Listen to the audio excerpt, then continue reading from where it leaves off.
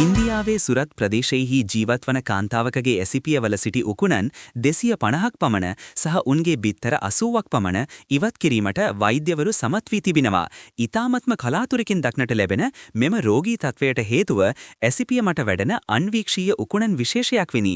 විනිවිද පෙනෙන ස්වභාවයක් පවතින ජීවීන් නිසා බාහිරින් බැලූ කෙනෙකුට ඇසිපිය මත මොවුන් වාසය කරන බවක් දැක ගන්න ලැබෙන්නේ නැහැ. ඒ වගේම රෝගියාටත් මුල් කාලයේදී කිසිදු සංකූලතාවයක් පෙන්වන්නේ නැහැ. නමුත් කල්ගතවත්ම අධික ඇස් කැසීමක් සහ ඇස් රතුවීමක් සමග නිදා ගැනීමේ අපහසුතාවය බරපතල විදිහට ඇති වෙනවා.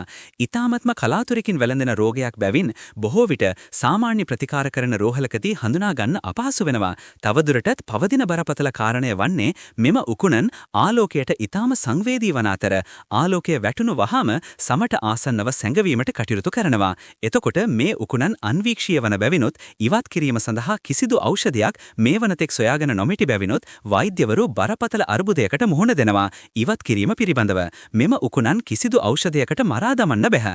එහෙමනම් සිදුවන්නේ එකින් එක උකුණන් ඇස් පිහාටු වලින් ඉවත් කිරීමටයි. නමුත් අන්වීක්ෂීය බැවිනොත් ආලෝකය වැටුනහම ඔවුන් සැඟවෙන බැවිනොත් ආලෝකය භාවිතා කරමින් මේ උකුණන් ඉවත් කිරීම සිදු කළ නොහැකි. ඉතින් ඇස් අඳුරේ තබාගෙන තමයි මේ ඉවත් කිරීම කරන්න ඕන. කෙසේ හෝ සාර්ථකව මෙම රෝගියාගේ ඇස් පිහාටු වල සිටි සියලු උකුණන් සහ බිත්තර ඉවත් කිරීම සිදු කළා. පිතිරිස් පියුබිස් ලෙස විද්‍යාත්මකව හඳුන්වන මෙම කුණන් මගින් ඇති කරන රෝගය හඳුන්වන්නේ පිතිරියසිස් පැල්පෙබ්‍රම් ලෙසයි. විශේෂයෙන්ම ගවයින්ගෙන් හෝ අපිරිසිදු පරිසරවලින් හෝ මෙම උකුණන් බෝ විය හැකියි. දකුණු ඉන්දියාවේ බහුලව මෙම රෝගය දක්නට ලැබෙන අතර විශේෂයෙන්ම මාර්තු අප්‍රේල් මාසවලදී ව්‍යාප්තිය වැඩි බවයි වෛද්‍යවරු සඳහන් කරන්නේ.